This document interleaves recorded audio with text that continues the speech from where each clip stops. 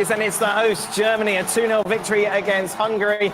Saw them guarantee a place then in the knockout stages as it's back-to-back victories for Nagelsmann's side. Germany impressed, and that's where we start today's show. Hello and welcome in to the latest edition of ESPN FC. I'm Dan Thomas, joined by slightly happier Scotsmen than they were when they faced Germany. Craig Burley's here, Steve Nick, and Don Hutchison as we reflect first on that victory for the Germans against Hungary. It was harder work than it was against Scotland, but in the end, they got the job done. Musiala once again shining. What a prospect he is. Gundogan then sealing the deal in the second half. Hungary had chances. Manuel Neuer pulled off a couple of great saves, but in the end, it's the Germans who take all at 3 points, and we welcome former German international Jurgen Klinsmann to the show.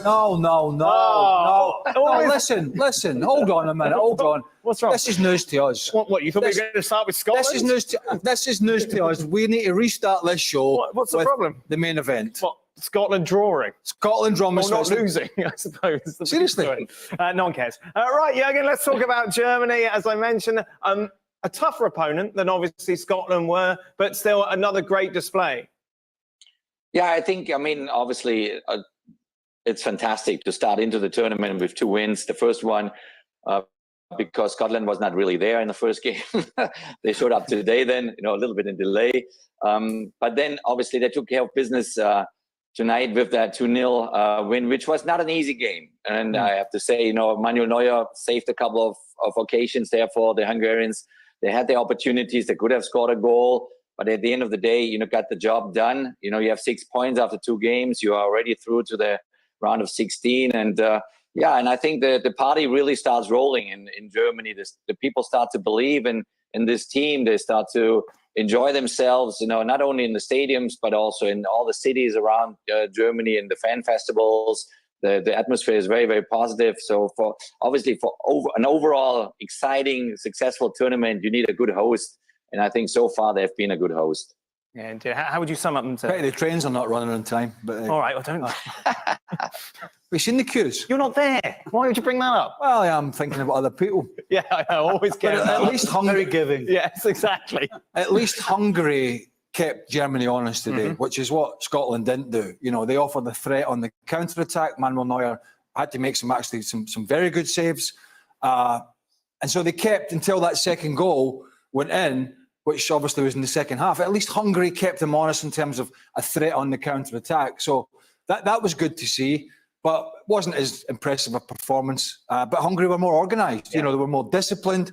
And as I say, they did have that out ball over the top or on the counter. And so, yeah, it's pretty much a perfect start from the German perspective. 2 wins. To my knowledge, I don't think they've picked up any injuries. He was able to take some players off and give them a rest. So, a pretty good performance. Overall, Stevie, you look at this. What do we learn about Germany from this time that we moved into the first? Listen, my problem with the Scotland game was because Scotland were as poor as they were. Was this the real Germany going forward in particular? Because there wasn't a lot of resistance, and we saw today that they're the real deal going forward. They'll push anybody back. They get the 2 goals. They controlled the game pretty much.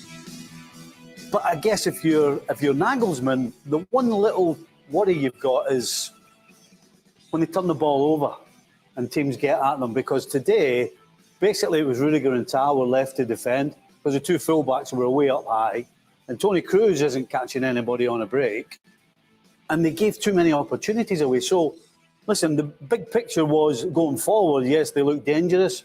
Gundogan and Musiala looked great.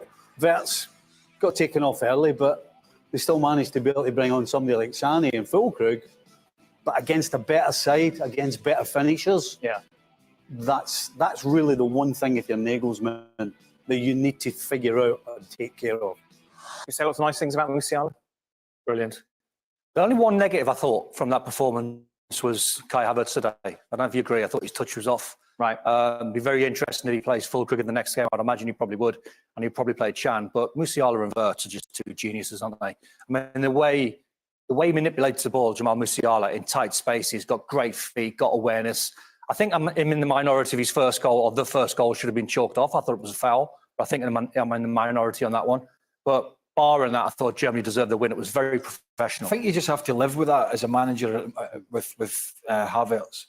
The fact that he'll do some really good things, and he'll other times. There was one ball in the first half, and it got fired into him, and he needed a little bit of sort of awareness or cuteness when Gundogan made a run off him. And it was a simple little pass. All he had to do was cushion the pass into the stride. He sort of tried to punch it in. And I'm thinking you need a little bit more deftness than that. You need to be a little bit more cute.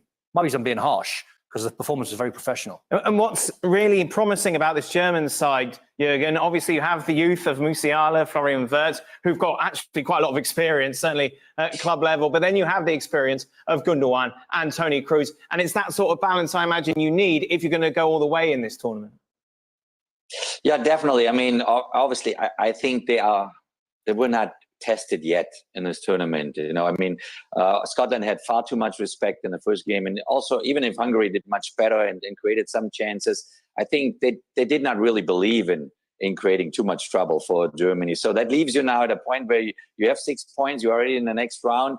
You now have to gamble the fact you rest some players, you know, and give others an opportunity to get a game in this Euros, or you start with the same 11 again and get ready for the knockout stage, because if you make a couple of mistakes in the knockout stage, it could cost you the tournament.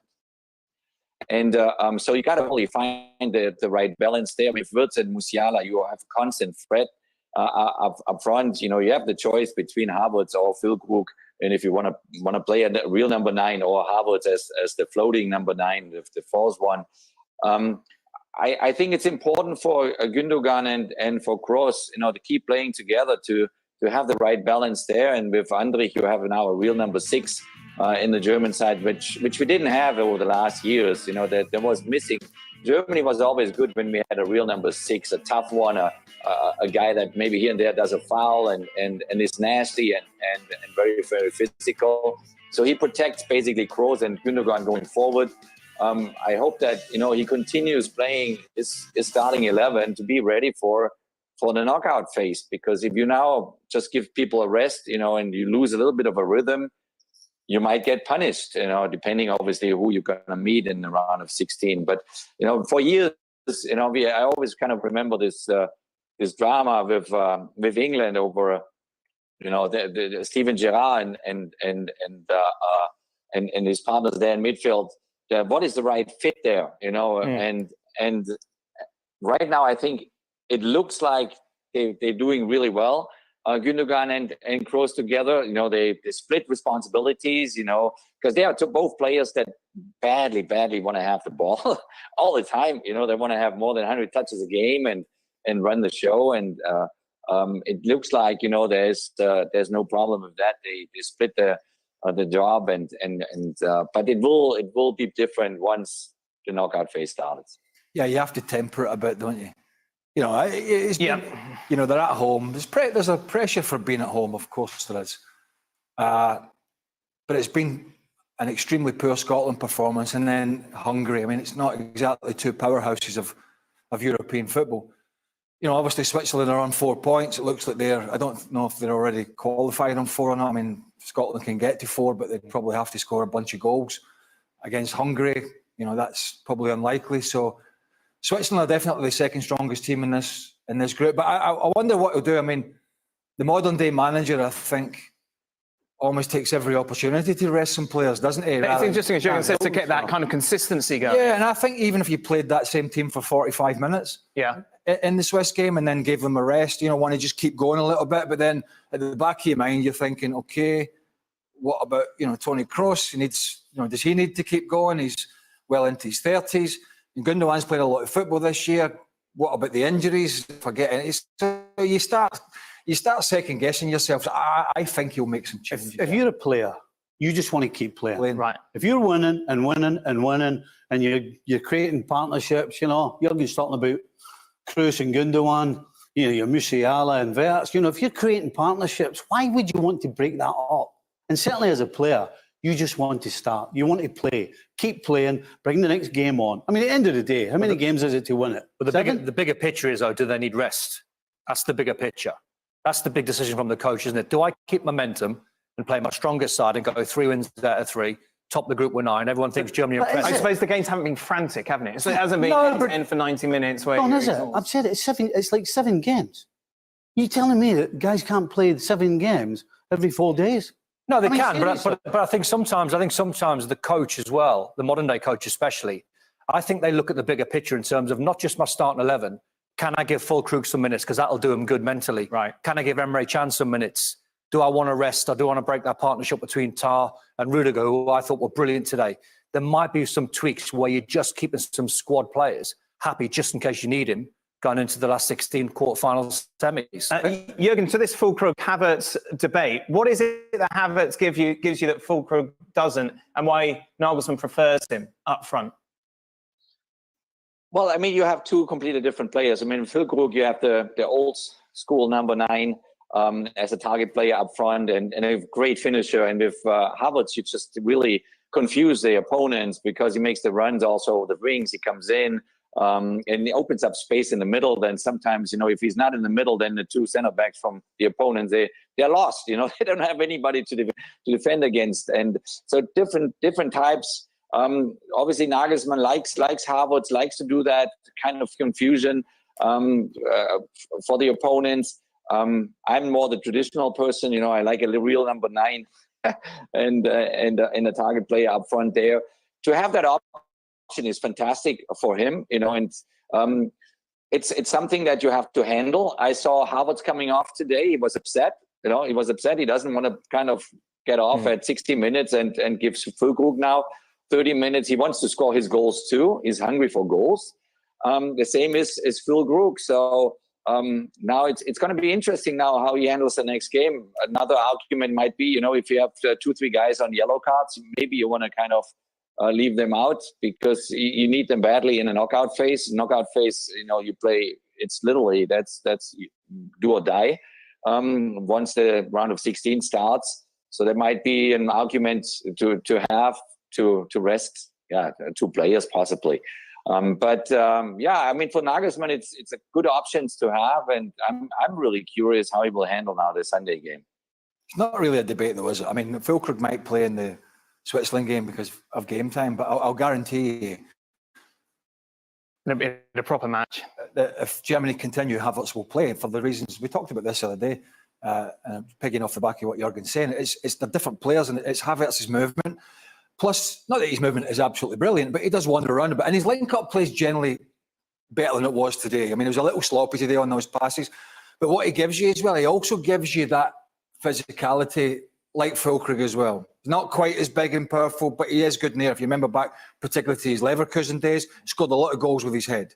So he offers up a little bit more and a little bit of things that are different in terms of the movement and allowing the runners to come from the middle of the park and from wide position. So I think it's crystal clear he'll play in all the games. And apart from the fact if he gets a rest in a game that doesn't mean a lot, and Fullkrug will come off the bench as the big sort of traditional, get the ball in the box. We're a bit desperate with 20 minutes to go and see if we can get on the end of it, not doing him any disservice. So what do you think? Probably this is for Jurgen. What happens? Just say Denmark beat England. What does Nagelsmann do? Because they play the whoever wins this group will play the second in England's group. So what happens if Denmark beat England? What does Nagelsmann do? Do you think that affects his decision at all, Jurgen? Oh, I could imagine, yes. I think Steve is right there because no, you want to go here from game to game. You want to make sure you win only your next game. And that's a tournament. A tournament is different to a year-long championship. The Premier League or the Bundesliga, they have 34 games in the Bundesliga or 38 in the Premier League. And you can fix something, that you did wrong, at a certain point. In a tournament, once you play the round of 16, it's do or die, So you want to be the best way prepared for whoever you're going to meet. And if maybe by tomorrow I have a little bit of an idea of who you face in the round of 16, you totally take that into consideration. Absolutely. Jurgen, are you more confident? Has it changed what you've seen over these last 2 matches that Germany can indeed go all the way and win the tournament? I was confident also before, but I'm not so confident to say they're going to win the tournament. I'm confident that the team will go far. I think, because the atmosphere they create, the positivity is there, the country is behind the team, and they have obviously quality, a lot of quality. So I'm very positive that they're going to go into the Final Four. Yeah, I'm very positive to win it. It's gonna be very, very difficult, because if I look at the English side, if I look at Spain, Italy, we're gonna see obviously Spain, Italy tomorrow. Had a little bit of a fight, but it's gonna be very difficult to win this tournament for Germany. Of course, England are still favourites. 60-1 Denmark. They're going to beat England. There you are. Going to beat England. There you are. Good. Well, we'll find out Somehow, I don't know how. Tomorrow. So also in this group, You said that about Iceland. Also in this group, we of course saw Scotland take on Switzerland today. Scotland looking to bounce back after that humiliating defeat in the opening day tournament. We've got onto the big game now. Switzerland, of course. Hey, drum roll. Coming into this game off the back of a draw, of a win against Hungary, and it would finish 1-1, much better. The XG. For the XG, yes, there you are. Scotland, much better. I really just I want to start. I want to start. What? Come on, Come on. He's got God's sake, man. I want to start with Jurgen and how good was that goal from Shaqiri? Fantastic, absolutely fantastic from Jadon Shaqiri. I mean, that's his quality, that's his class that he has, since years. He's the one for these kind of moments, these kind of surprises, and that was just brilliant goal. There aren't many people, is it, that can do that? That's sort of thing. If you look now, he got 3 goals in 3 or more Euros, which Jurgen Klinsmann did back in the day. Black and white in 1998, 88, 92 and 96. Look at Ronaldo. By the way, look at Ronaldo. Yeah. He's still going. And the year is 2040 and he's still going. The goal of the tournament. I tell you what, Ralston didn't think so, did he? The quality of that strike so good. is quite, to get everything right. I mean, it was terrible from Scotland, a back pass, but he latched onto it, and it fell to him on his left foot, and he's got a wand of a left foot, always has done. But it was the way he sort of whipped it about 2 yards outside the post, brought it back in the stanchion, and just kissed the post at the same time. Yeah. I mean, it was magnificent. I don't think there's anyone in the competition. There's better players, but in that situation, that far from goal, to put it in that top corner, I don't think many can score that. But when you make a mistake, and everybody's watching, it's a huge. I mean, you're playing for your country. Yep. Ralston already looked nervous, really nervous, right? And then he's sort of sloppy blind pass. You've made the mistake. Now you think, right, okay. He has to do something brilliant here. Otherwise, I'm going to get away with this. Sure. And he could not. I mean, if you're Ralston, you think, well, have I run over a black cat this morning? Why him? Why me? Why me? I've made a mistake, and it's fallen to the wrong guy on his left foot, and he has produced the most brilliant of strikes. You could put a bag of balls down and say to top pros, go and do that again from a static position, and they couldn't. It's in the moment, doing it in the moment, because that's what big players do, and they produce it. Normally, with the pressure off and no adrenaline, you give them a bag of balls and say, go on, put that in the stanchion from there. Right. Probably 1 in 50? And to do it at such an important stage, and to put it that high into the top court, it was incredible. But Switzerland are definitely, for me, this is a side that have knocked France out of major tournaments. They're always there. They're usually in the knockout stages. They're always sniffing around. They've got some really experienced, quality players playing at a high level. And so they, for me, are clearly the second best team behind Germany, and it's quite close. I didn't think they played particularly well. Do you think the fact they won the opener affected this, and the fact that they knew a draw wasn't the end of the world? I just didn't think Switzerland played as well as they could, and I think Scotland in the second half actually started pressing them and harassing them and got a sniff. And listen, as a player, the last thing you want to do is be in a major tournament and your third game in the group stage is a duffer. Right. You can't do anything. And so the most important thing for your morale is that you put in a good performance, which Scotland did. They looked dangerous at times. They got totally outplayed in the first half in terms of possession, but they squared it up and they got a bit of confidence in the second half. They looked, they looked as if they could have got opened up 2 or 3 times on the break. And could have won it with Hanley's header. Could have won it. Hanley's header off the post, McTominay volley. I mean, there was moments, and as a player, you go back to the tail and you think, we have a chance here. We're going to the final game, and we're playing Hungary, and they've just been beaten twice, and we have a chance.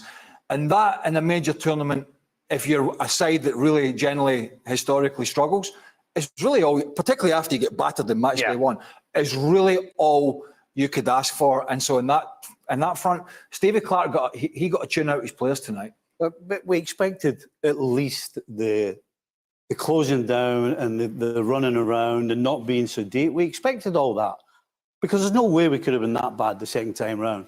And honestly, as clear as Switzerland are the second best team in this group, Switzerland's a team that you expect to lose against the Frances and the Spains of this world, and you expect them to beat the Scotlands of this world. They're kind of right in the middle.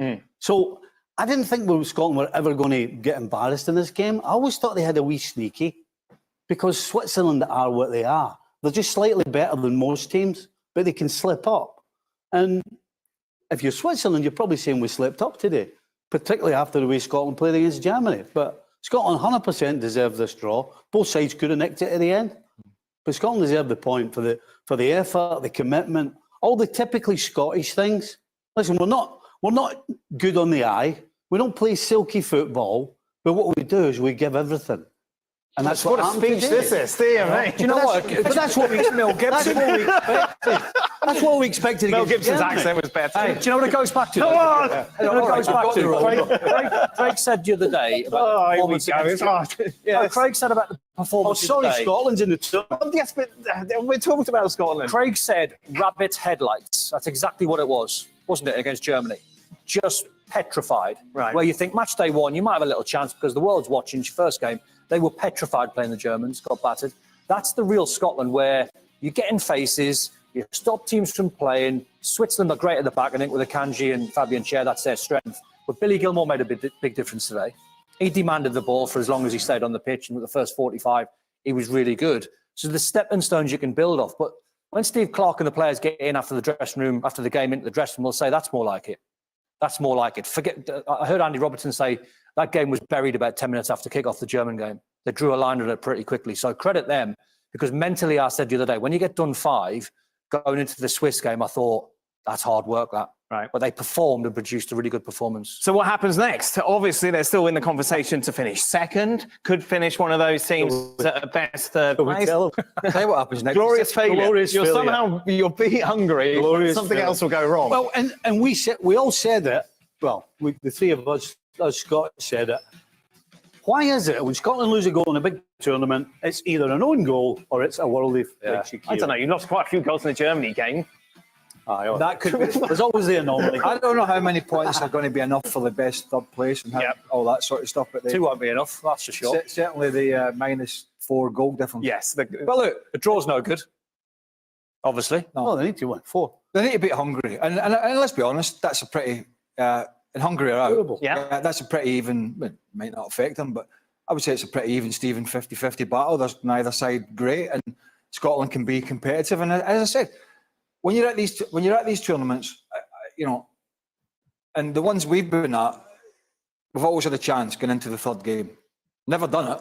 Always get knocked out for one reason or another. But the difference in morale, had Scotland lost a late goal tonight but played well, and then the last game was going to mean nothing, the difference in morale would have been incredible. So they go back to their hotel tonight. They're pleased with themselves. Obviously, Ralston needs to go to bed and pull the curtains and think about his mistake. But everybody, and these things happen. But they go back and they'll be buzzing at training tomorrow just because, and they'll be saying, "Hey guys, we can do this." And you think about over the years, particularly in the era he played in, most of these players, and I'm not being disrespectful, wouldn't even get in the Scotland squad, right? Let alone start the starting 11, and yet they could have an opportunity. They have an opportunity potentially still to be the first ever Scotland team that's gotten out at a group stage. That's motivation. Remember, it's the head-to-head, which is the first separator if they're level on points, and then goal difference. And you feel, Jurgen, the number of goals that your German side put past Scotland will really bite them in the butt in this occasion, if indeed they do get the victory against Hungary. I think they absolutely have a chance. Absolutely. So, I mean, if you got 4 points, 4 points is a good statement. And then you got to obviously wait what the other groups are delivering. But I was very, very pleased with the Scottish side tonight because they They gave it a go. They had a completely different approach. They had, when I was at the opening game, and it looked like after the game was over after 10 minutes, 2-0 for Germany, and there was no plan anymore to come back. Tonight they had a plan. I mean, they had a game plan, and they followed through. They made it very tough for the Swiss side. Obviously, Shaqiri's goal was a brilliant goal, but they didn't give them a lot of chances. And it took almost Xhaka out of the game. I mean, Xhaka had a very, very difficult game tonight because they constantly were on him, sometimes even man marking in a certain way. And it should give them confidence. It should give them positivity towards that match against Hungary, and give it a try, give it a shot. I thought, they could have risked a little bit more at a certain point, the Scottish side, because there was the chance to win this game against Switzerland. Then you had 3 points. Obviously, Andy Robertson had hit the post there with his brilliant header. It could have been the win, and Switzerland had 1-2 opportunities as well. But yes, it's still to play. It's there for you, and but you got to beat a Hungarian team that proved also a little bit against Germany that they can also score. What was it he said? The commentator said there was 3 players in the pitch at the end from Norwich. Yes. City, are in the championship, didn't make the playoffs. Or did they? Can't remember. They got battered anyway by Leeds, and then they got Che Adams up front from Southampton. So it's at the end of the day, you got to have some realisation about where the players are playing and the quality.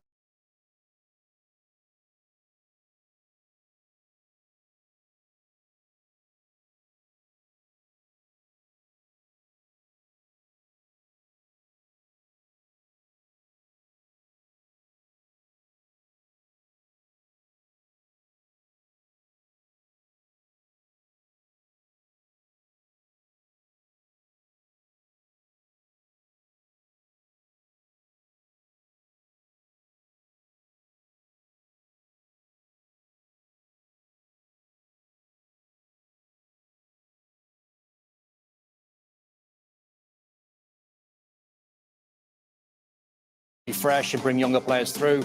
They got to half-time, they made changes, they took Brozovic off, they brought younger legs on, scored a couple of goals in quick succession. Then you think Croatia are back. The coach has made the right decision by making them younger and more energetic. Then right at the end, 2-2, but just an amazing game to watch. It was like both teams just threw the shackles off and went, we've just got to go for this. And I thought Albania deserve a lot of credit against the really good, on paper, Croatia side. It's fun, wasn't it? Yeah, it was great. But I tell you what, Croatia at half-time, somebody must have been looking after them. There's no question. Albania should have been 3-up at half-time. You've got to take your chances. And had Albania done that, this Croatian side, we would be talking completely different way about Croatia. Because right now, before this competition, I'm sure all the other big, so-called big teams wouldn't want anything to do with Croatia. Having watched them for 2 games, if they get through, I don't think anybody's going to be scared of them. They somehow scored twice in the space of 3 minutes, and that was pretty much all they had to offer for that first 76 minutes. And Albania absolutely deserved to get an equaliser. So yeah, fantastic, great game to watch, as you said. Yeah. But Croatia, wow, they've gone. These 9 o'clock games must be killing you. Yeah. Well, how do you cope with them? Professional, son. I'll be honest with you. Can I be honest? Yeah, they're killing me. Yeah. Well, they're not killing me. I can't keep up with these 9 o'clock games. Right, but you're an early riser. What are you doing? No, I am up, but I'm at that moment. I haven't quite dealt with the dogs and the babies in the house. Right. So I was watching Fitz. Blame UEFA. Blame UEFA. How's the big guy out for this game? It's all right if you're in a hotel with nothing else to do. I watch it. But when I'm at home, 9 o'clock in the morning, it's like rush hour in my house. Right. Rush. Don't ask me about the 9 o'clock games. All right? Pause it. It's 6 a.m. for Jurgen on the West Coast. Yeah. Pause it, man. Yeah, but he hasn't. He hasn't got a 3-month-old baby in the house and 3 dogs. Oh, there you are. 5 adults. You might have. I've got my hands full, right? Jurgen, early start. It's interesting when the draw was made, wasn't it? Albania, you looked at it and you thought, Croatia, Italy and Spain. Far from ideal, but obviously went up against Italy. In the end, lost 2-1, 2-2 today. And that's what's great about these sort of tournaments, isn't it? These kind of surprise factors. Obviously, this is the group of death. With Italy and Croatia and Spain. And Albania has a team. They are full of quality. Most of the players play in Serie A in Italy, and they can really bother you, and that's what they're doing. You know, they bothered Italy enormously, and now they bothered Croatia, and they will do so also in their last group stage match against Spain. So this is a good side, which we obviously don't. I mean, it doesn't have the big name and the big players' names, but they have quality. So I was not that surprised. And now obviously the thriller is coming up with Italy against Spain, which is at a group stage game. It's incredible that these two teams are meeting up already. Yeah, it's fantastic. And that is, of course, the late game that we will see tomorrow. Just a reminder how... Thank God that's the late game. You don't have to worry about that. I think, was it Serbia is the early game? Let's take a look then at the group standings going into this tie. After that, of course, Spain and Italy both getting the victory. Both favourites to go through, but it's all about who is going to finish top of the group. We asked everyone ahead of this tie what they thought the score was going to be between these two sides. Myself and Craig went for a Spain victory. Stevie, Don and Jurgen going for a draw as well. Jurgen, does the fact that both of these sides won their opening match make any difference going into this tie? Or are both managers hoping their side go out there and make a statement? Very good question. I think, you know, both coaches, you know, they are tacticians. I think they're not going at all speed for a win. You know, if they tie, they're happy with the result. They don't want to lose this game, for sure not. And so that's why my guess is a tie. Obviously, it's two powerhouses meeting up so early already in the group stage, which is fascinating to watch. But I think they're not going at full risk. Both teams are not going full risk. I was, because I think I've been reading some of the quotes from some journalists regarding what Spalletti's tactics might be. And I think your question's right, because I think he'll look at it thinking the point's not the end of the world. I've gone for a 0-0 draw. And the rumours are that he might play Roma's Mancini as a man marker against Morata. So Spalletti's already thinking, well, tactically, how do we stop Spain from scoring? So, yes, they've got to do a lot of work out why, because that's where Spain's strength is. But in terms of man marking someone, if Mancini come in to mark Morata, that tells you probably what the idea of Spalletti's thinking going into the game. He's thinking draw. I'll take a point. I've never known a striker being man marked. Yeah, that's the rumours. That's the rumours. I mean, normally one of the centre halves picks him up. Well, Mancini's a centre back. Yeah, but what I'm saying is, like, it's not going to be. It's not like he's roaming around the field and somebody has to follow. Well, that's what he's thinking. It's not like if somebody's man marking Lionel Messi and he drags him into areas. Alvaro Morata's not going to do that. Don't shoot the messenger. I just think you've got to stop reading these quotes. He's reading Gazzetta. He's sitting there with my pink paper thinking, what's Spalletti's tactics going to be? You're sitting there with a Gazzetta like this. Because I can tell you now, you haven't got a scoop of what that says in Italian. Just look at the pictures. Don't shoot the messenger. Just telling you what they're saying. He's thinking about putting Mancini on to man mark Morata. Why don't you find a calf, sit with a little cappuccino or something? And no, espresso. We'll get a camera. Espresso. You can't have a cappuccino this time of night. Dear, right, go on. What? Why have you gone for a Spain win? That Croatia game, we talked about it. They're not so fussed about possession as they once were. They're just keeping it for the keeping its sakes. They're more inclined to get it in the final third a little quicker. They've got pace and skill in the wide position. Did you see that thing, by the way, Lamine Yamal today on the FC social? Doing his homework. Yeah. In the hotel room. Amazing. That's unbelievable, isn't it? Yes. And he's making an impact at such a big tournament thus far for his country and still at that age. You know, his talent. You've got Nico Williams with the pace on the other side. You've got Pedri obviously back in fit. It was a big win against Croatia. It was okay. Doesn't seem to be a great Croatia side at the moment. They aren't functioning very well. But I think they're definitely more talented than this Italian side, and they're definitely going to offer up more of a threat for me. And I'm just going to be intrigued to see how a centre half is going to man mark a striker. Oh no! Forza Italia. He goes back. Forza Italia. Forza Italia. Stevie, how difficult is it to do what we've seen with Spain, who, as Craig said, traditionally a possession side, try and grind them down, compared to what we saw against Croatia, to kind of change that mentality? Well, I think just the players that you have. Right. You know, it's one thing to be the coach and say, right, we want to keep it, don't take chances, don't look forward. But then when you've got players with the ability of Yamal on one side and Williams on the other, if it's on to give them, you give them the ball. There's no sense in not giving them the ball if it's on to give them. So I think it's the makeup of the team. And the reason I'm going for 2-2 is because I can see goals in it. Because the Italians will sit a little deeper and let them come at them, because Spain will have the ball more. I'm pretty certain of that.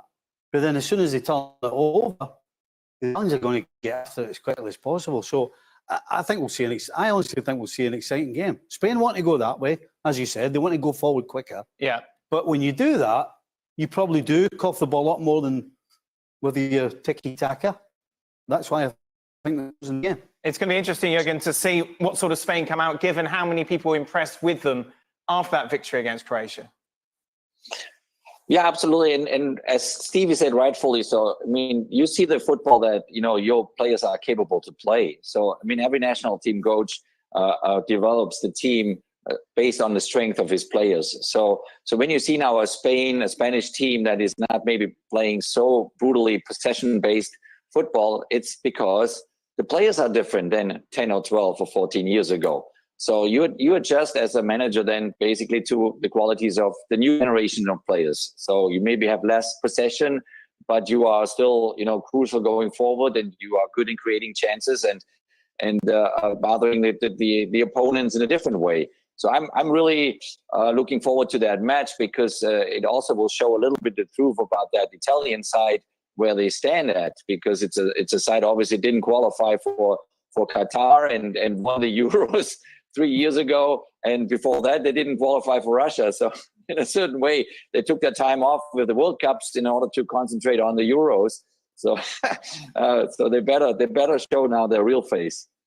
That, of course, very much the main course that we will see on Thursday. Meanwhile, leading up to that game, England's second match, they're taking on Denmark, looking, of course, to improve from what we saw in that opening game, that 1-0 laboured victory against Serbia. Been a lot of criticism about the English side, and in particular Gareth Southgate's tactics after that opening win. James Ollie, ESPN's James Ollie, asked Gareth Southgate about how he blocks out those critics.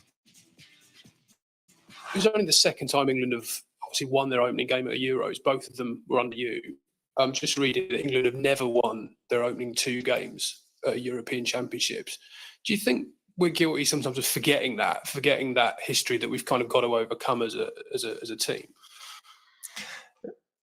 Look, I've been in this environment for 8 years, so I understand it all. And it doesn't. It used to annoy me. Now I'm ambivalent to it. So winning matches in tournaments is incredibly hard. And this tournament, you've now got the extra dimension of incredible support for all the teams in the stadiums as well. So that's a little bit different to the last 2 tournaments we've been in. Look, we've had some good results over the years. So maybe even we sort of take wins for granted, which we shouldn't. I should definitely let the boys enjoy their wins more than I do. I get about 45 seconds of enjoyment. The whistle blows. I cuddle everybody. I walk off the pitch, and then that's it. I hope they have a little bit longer than that.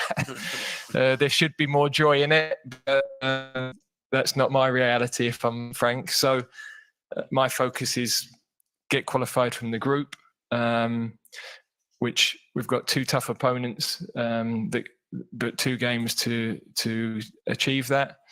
I'm not looking beyond tomorrow night's game at this moment in time. Everyone believes that England are actually going to get the victory, the largest margin, according to Craig and Stevie. Craig going for a 3-1 victory. Stevie going for 2-0. Jurgen, before we focus on this game and the tactics in particular, you've been there, national team manager, you get all this criticism, all this noise. How do you deal with that? Oh, you just take it as it is. I mean, this is part of your job, and you face it every single day. And I think it was brilliant what Gareth said.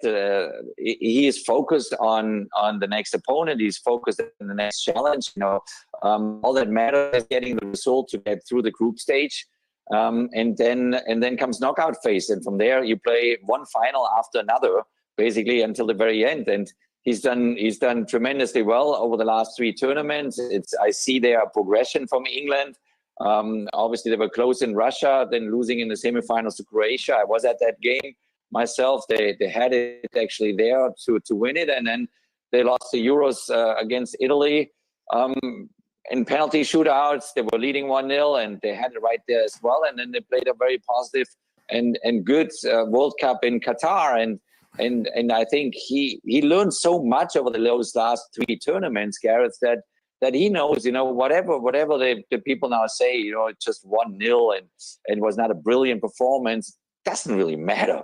Doesn't really matter anymore, because what matters is tomorrow's game against Denmark, get this win and move into round of 16. That's all that matters. And then find your own kind of way to handle your environment in a very positive way, which he does. And go from game to game. And as we said in the beginning, it's 7 games to be in the final of this tournament and to win this tournament possibly. So he has the right attitude. If regular viewers will hear Don banging on about his tactical change that he would do ahead of this game to what we saw against Serbia, Don, what would your starting 11? It would be Phil Foden playing as a 10, Anthony Gordon on the left-hand side and Bellingham a little bit deeper. I think when you look at that on paper, I think the back 5 sort of picks itself.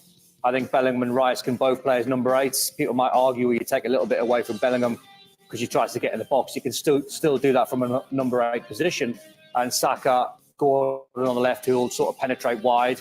Kane's obviously going to start, but put Phil Foden in his best position where he can get on the ball as much as possible. That's the key. You get your best players on the ball as much as possible. You've got a chance of winning games, and that for me is a better 11 than they started with in the first game. I don't think the criticism was around the result, because it was 3 points against Serbia. I think it was the way that after 15, 20 minutes that they seceded territory and possession and that put themselves in danger of losing a goal. And that lack of control of the game. Does Don starting 11 change that control? Well, we talked about this after the England game the other night, that we're getting Gordon in, and whether it was Rice and Bellingham and Foden just in front, or Bellingham, I think that's a better balance. And the big question will come, because England will qualify out of this group. I'm absolutely certain of it. The big question will come if they come up against one of those other, these sides that have been starting well, Portugal, France, Germany, Spain. What's he going to do with the middle of the park? Right. Because that's where the semi-final that Jurgen's talking about against Croatia, the game he was at, that's where they lost the game. Yes. Croatia, as that game went on, dominated the middle of the park. They had 3 in there. I can't remember who they were. I know Modric was one of them. Rakitic, I think, was one. Brozovic. And it might have been Brozovic. But they don't. And Gareth never dealt with that, Southgate. He never dealt with it. And they got overrun as the game went on. And that's going to be the burning question for England as this tournament progresses. I know they've got some issues at the back with centre half, but ultimately the middle of the park is where you're going to control the game or not. And that, all this talk about Mino and Adam Wharton and all these terrifically talented young players, that's a cesspit to throw them into. Right. I mean, it's all right giving them a game in the group stage if England have qualified and it's a 3rd game. It's another thing to get to the knockout and throw one of these youngsters in who have either got no caps or 2 caps. So that's a big burning question for Southgate. That middle of the park makes complete sense. One of the criticisms of England and Southgate is that when they go 1-up, they start the game well, they get themselves 1-up, and then all of a sudden it's almost like they put the foot on the brake. Well, if you've got Rice sitting, you've got Bellingham who will do both jobs. Yeah. Because he will get in the opposition penalty box, but he'll also get himself back in. And then you've got Foden in his best place. So when you do go 1-up, you're still going to be solid with Rice and Bellingham, but you've still got Foden to get you the second goal or to create the second goal. That's why it makes complete sense. And you've got a wide player in Gordon who will track back. And can take you up the pitch. Who can give you something going forward and will track back and help Trippier. That was something we noticed from the Serbia game, that Foden wants to wander because that's what he does, and he's a fantastic footballer, but it was leaving a gap down that side. And plus, you're picking a form player. Anthony Gordon has been a form player. He's been outstanding for Newcastle this season. And to me, he's a player, he's not frightened. of the occasion. He'll get the ball, he's something different, and he'll run at defenders, he'll stretch teams, and it's going to be interesting to see if Southgate, whether he thinks about doing something like that. How would you deal, Jurgen, with this Foden conundrum? Well, it's a tricky one. Obviously, as I said before, you try to find the right balance in midfield, and over years, we had that Lampard, Stevie Gerrard discussion always. Does that fit? Is that the perfect way to do it? And now obviously Bellingham runs the show. Bellingham is the player, in the English side that is a big difference maker besides Harry Kane, obviously up front as a fantastic striker. So I mean, how much you kind of want to lean yourself out of the window and going forward too much, and leave some pieces kind of, in danger behind, I mean, especially as you say, once you get in the knockout phase, you need to have that right balance, defensively, especially the right balance, and I mean, it's a very courageous approach with Foden in front of Bellingham, and have Gordon on the left flank, If they all do their job defensively, no problem. But it needs to be seen. And you have a Danish side that hasn't forgotten yet, the semi-final defeat from 3 years ago in the Euros at Wembley. I was at that game as well, and they are hungry. They are hungry. They want to really give them trouble tomorrow, the English side. So we have a great game to watch there as well, similar to Italy, Spain. The counter argument, just briefly to that. To the Foden thing was you're if you're a manager, you might be saying, well, that's taking away that space for Bellingham to charge into. When Bellingham, what he's been great at Real Madrid, there's nobody played in that number 10 role. He has always sort of pitched in there from wide positions or from deep, but he's waited in Vinicius Junior and Rodrigo creating space, and then he's bolted into those holes that appear. If you put another player in there, that drags another defender in there, and sometimes those spaces. So there is a counter argument to it, and that's why managers get paid to make those decisions. I don't think he'll do it tomorrow, but it's interesting to see if he's going to make it. If they don't play well tomorrow and win and get criticised again, he's going to start second guessing himself, Gareth Southgate, if he plays the same team, which I think we're hearing he's going to. Well, that's from Don, so who knows? Yeah, well, Don read it. Don read it. I read that in an Italian paper.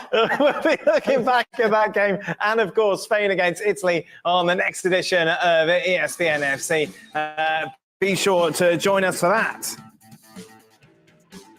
Meanwhile, tomorrow sees the Copa America kick off. We see Argentina against Canada. For the US, you have to wait until Sunday for their opening game as they take on Bolivia. It's been an interesting preparation for this tournament, Jurgen, given that performance against Colombia, of course, much improved against Brazil. What are your expectations going into this tournament around Berhalter's side?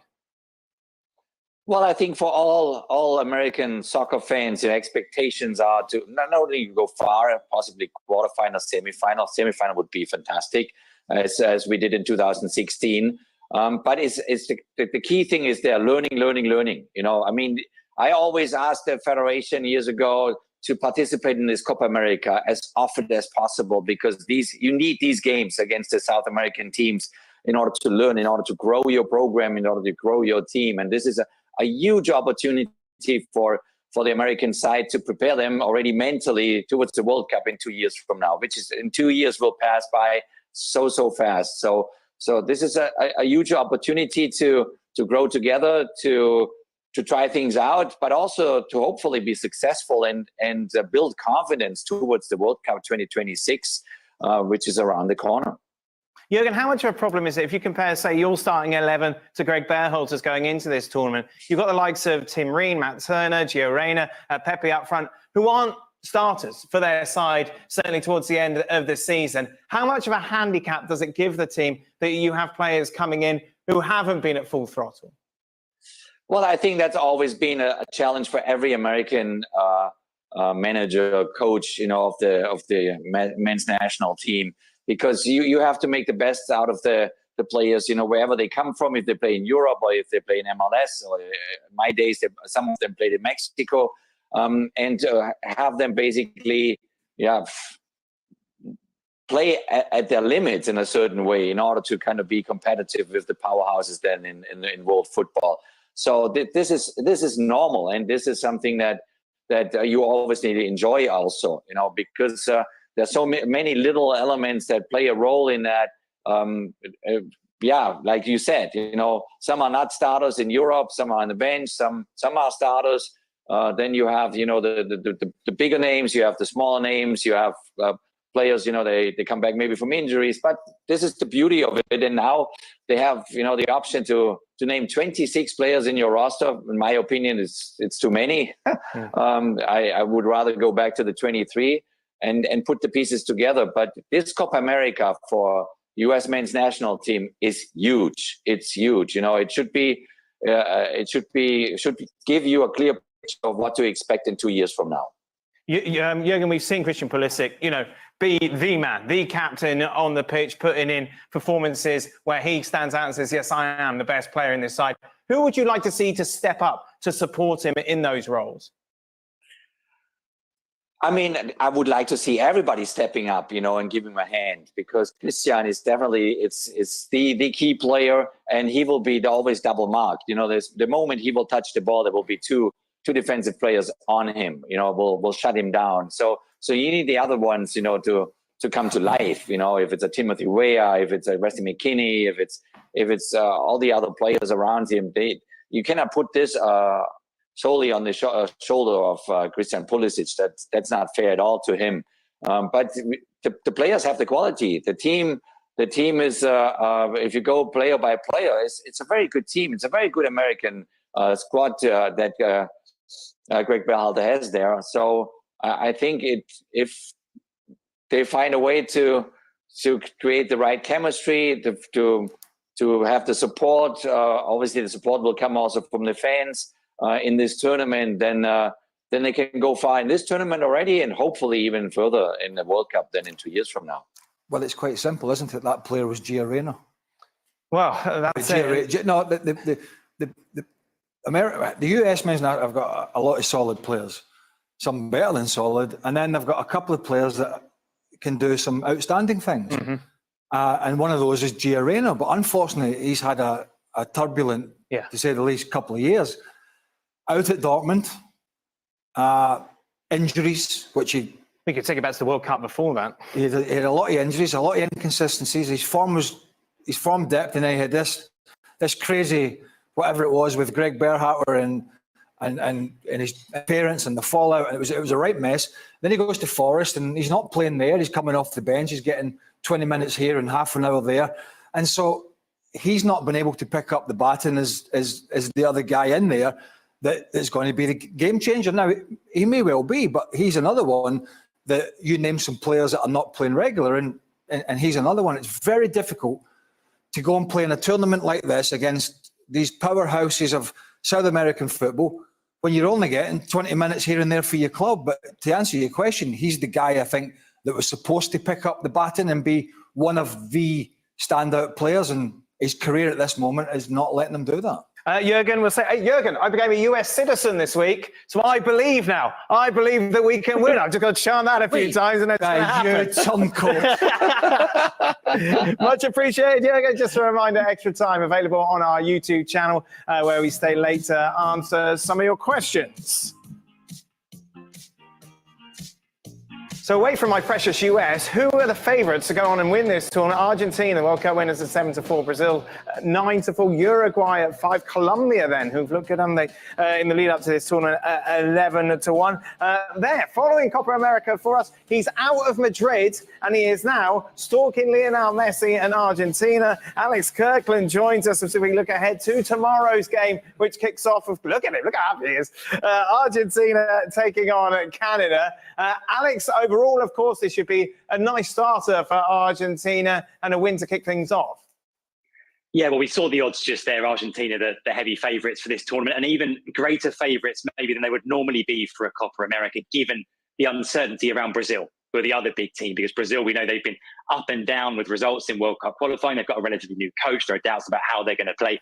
Argentina, quite the opposite. Very settled. We know the team. They won the World Cup, world champions. Kind of glorious cycle for Argentina. Started, of course, in the Copa America. They brought an end to so many years without a trophy back in 2021 when they beat Brazil. So Argentina are on top. They're the team to beat. After that, you look at the likes of Uruguay, a strong contender as well under Bielsa. But Argentina, like I say, pretty clear idea of the players, the team, the setup, the coach has been there and done it. And they've got an opening game here where, as you say, up against the Canada side who they've got some good players. They've got some really good players. The likes of Alphonso Davies, albeit had a difficult season at Bayern, but he's still a world-class player. You've got Jonathan David up front, had a very good season in club football. Someone like Cole Larin, who I've watched a lot of in Spain, is a decent player. And of course, a coach in Jesse Marsch, who has experience at the top level in club football and some international experience as well. So Canada are no mugs. But yeah, Argentina, of course, they are the favourites, not just for this game, but this tournament as well. But we've seen before, of course, how important it is to get underway with a win. We saw that.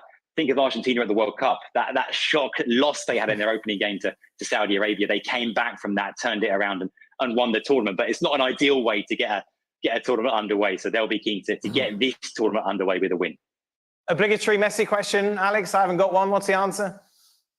Well, so much, of course, all the focus is on Messi. The big question, I think, Dan, is one we still don't know the answer to, which is this going to be Lionel Messi's last international tournament or not? He hasn't said.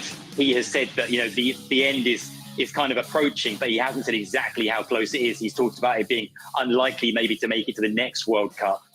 So in that case, this would be his last tournament. But him and his teammates, they don't want to say that. They don't want to come out and say this is going to be his last tournament. It'll depend on a lot of things, on his fitness, on how he feels. He said over the last few days that Inter Miami will be his last club. So we know sort of where the endpoint is in club football, but we don't yet know where the endpoint is for Messi in international football. It might be this Copa America. In the meantime, I guess us sort of neutrals just got to enjoy every minute that we get of Lionel Messi in an Argentina shirt. And yeah, as always, it will be all about him. The attention will be on him. The way that Argentina play the focus will be on him. The way that his teammates have to sort of adapt their game to make up for some of the. I mean, it's funny to talk about deficiencies in Messi's game, but we know the sort of player that he is at this stage of his career and the sort of off-the-ball work that he won't do, understandably so, and the way that his teammates will have to sort of make up for that. So yes, as always, it will be all about Lionel Messi in this tournament, whether it is his last major international tournament or not. He'll play in the 2026 World Cup, won't he? I think so. I think so, yeah. Particularly in the States. Yes, don't have travel. Don't have far to travel. It's easy. Go back home after the game. I mean, the chance of winning back-to-back after all the stick he's had, yes, but not carrying Argentina, yeah, and what Diego Maradona did and blah, blah, blah, to be able to go out and, I mean, it's not going to be easy, but if they to win it back-to-back in the States, I mean, you got to think he's going to hang on for that. Alex, I know you're fans far away from Spain, but I'm sure you still keep abreast of what's going on. How much did they freak out in the Madrid newspapers when Mbappe broke his nose? Yeah, it's always an awkward one, this relationship between clubs and players in international tournaments, isn't it? Because, of course, the club wants its players they want them to do well, want them to win things, want them to be happy. And that's, of course, the case with Madrid and Mbappe. But at the same time, the clubs also want their players to sort of be back with them sooner rather than later, not too tired and in good shape. And so any kind of injury is bad news. And especially an injury like this, which there's so much uncertainty around in terms of exactly what's going to happen and when. The other complicating factor for Real Madrid is that right now, technically, of course, Mbappe is still not a Real Madrid player. His contract at PSG runs out at the end of this month and then he joins Real Madrid. That is happening, but it hasn't happened yet. So he's still not technically a Real Madrid player. So Real Madrid's role in terms of medical services and what they might want to see happen is quite limited. It's entirely in the hands of the French national team and their doctors. And they, of course, understandably going to make decisions with Mbappe's health in mind, but also based on the French national team's best interests rather than Real Madrid. Of course, Real Madrid want Mbappe to be with them as soon as possible. They want to see any kind of delays in terms of when he can join up with the squad and be fully involved with the squad in pre-season, whether that's on the tour or after that, and certainly starting the La Liga season. We don't know if surgery will be necessary or not, and when that surgery might take place. So yeah, it's a difficult one for Real Madrid because, like I said, all they can do is sort of watch and wait and see what happens and hope for the best and hope that whatever happens, if there is any surgery or not, and when that takes place, if it's put on hold or not, that there isn't any sort of delay in when Mbappe is going to be fit and available and ready to make his Real Madrid debut. What are you hearing about this? What's the Gazzetta dello Sport been saying about it? I'll tell you on tomorrow's show. Without risks, there are no victories. Mbappe, it's like back to your Braveheart speech, Stevie. Earlier on in the show, you're not playing against Holland, are you? You're not playing against the Netherlands. No need. No. What? Who? Mbappe. Have you switched off the last 5 minutes? What's the Gazette saying? He ain't going to play. Listen, You're playing the third game. Elvis is dead. We knew that. Right. Well, what do you want John to know? already Then? said he's not playing the next game. So what do you want to know? I don't know. Tell me tomorrow. That is it, Alex. Thank you very much, mate. Much appreciated. Enjoy the States. Just a reminder, Alex will be featuring heavily on Football Americas as he travels around. What's that noise for? There's always a downside. As he follows Copa Americas. Football Americas, of course, will be live with you after the games on ESPN+. That is it. That brings us to the end of today's show. Extra Time Tell you what, is next. If you two can get your citizenship, there's a chance for all of us. I think so, indeed. I'll tell you that now. I don't say anything. I don't want to get into trouble now. Stay tuned. Extra Time is next.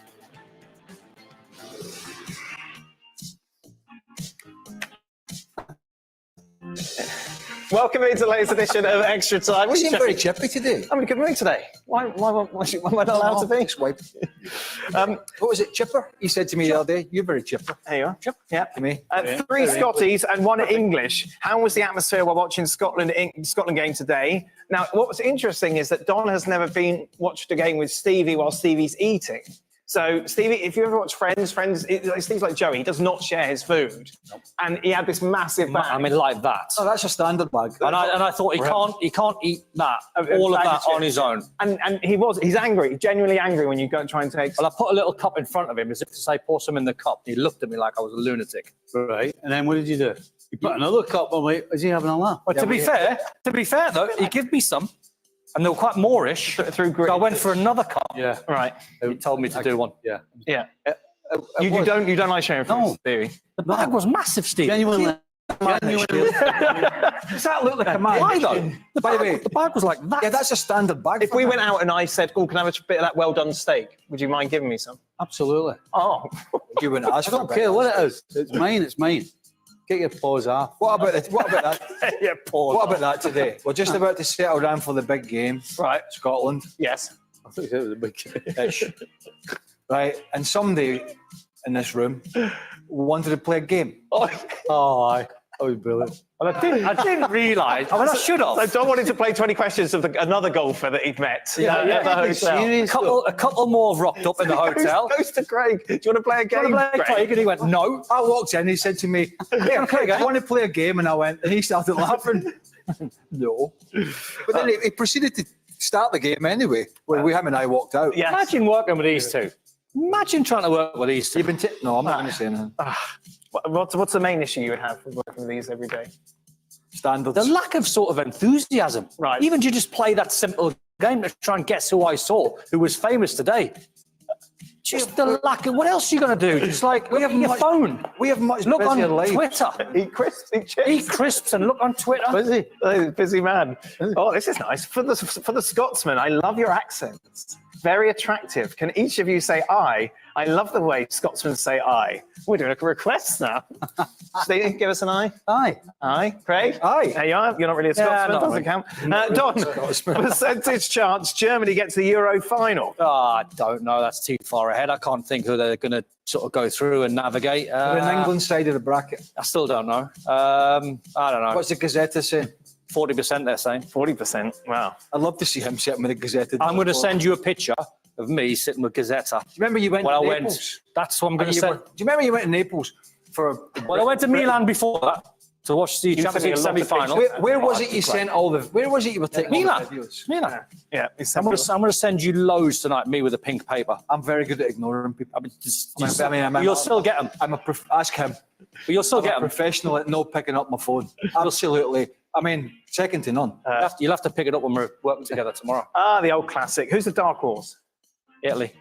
Italy isn't a dark horse. Well, They're defending dark horse, champions. Yeah, but they've failed to qualify for the last 2 World Cups. How can you have defending champions as dark horses? Because they're not the strongest Italy side we've seen against some can't very, be very good this is the sides. first in history. Spain are stronger, England are stronger, Portugal are stronger. We have the first ever striker in history. He's going to get man-marked. I didn't say he is.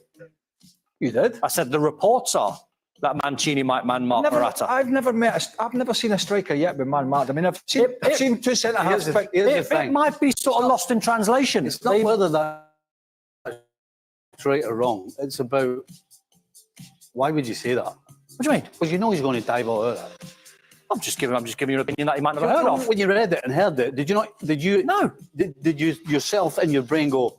That sounds a bit odd. No, but I'm not necessarily giving Craig the information. I'm giving the Then viewers question is, information. why would you say that? Because When you know we're going to dive I on. might be giving viewers information about Spalletti's tactics tomorrow. It might be lost in translation. He might be just saying we're going to get really tight to him.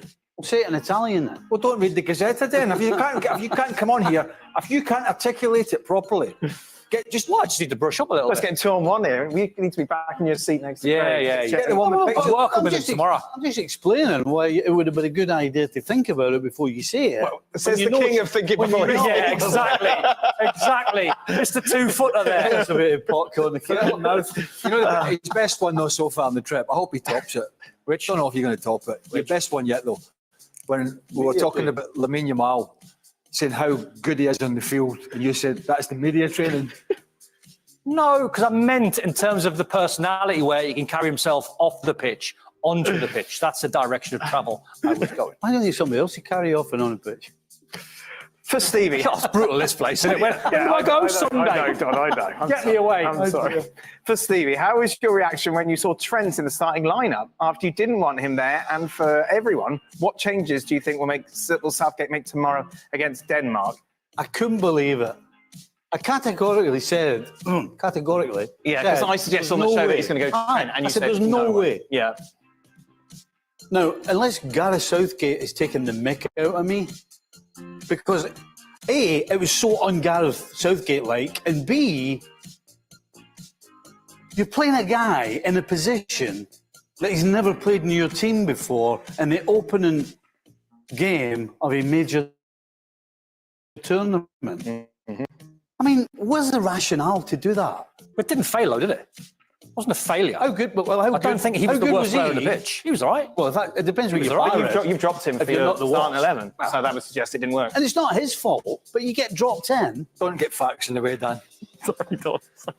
You're joining in. Just because you've gone American now, you're joining in. It wasn't that bad, although I have dropped him. Obligatory percentage question for Don. You scored 37 goals and had 27 assists in 220 Premier League games. Goal contribution percentage across all matches. You've absolutely lost me. So 37 plus 27 Yeah, into right. 220. One every 5? Around, yeah. One every Ish. four and a bit. Yeah, there all we go. right. So how does that translate to a percentage? One every 5. It's not 20. What's less than 20? I don't know.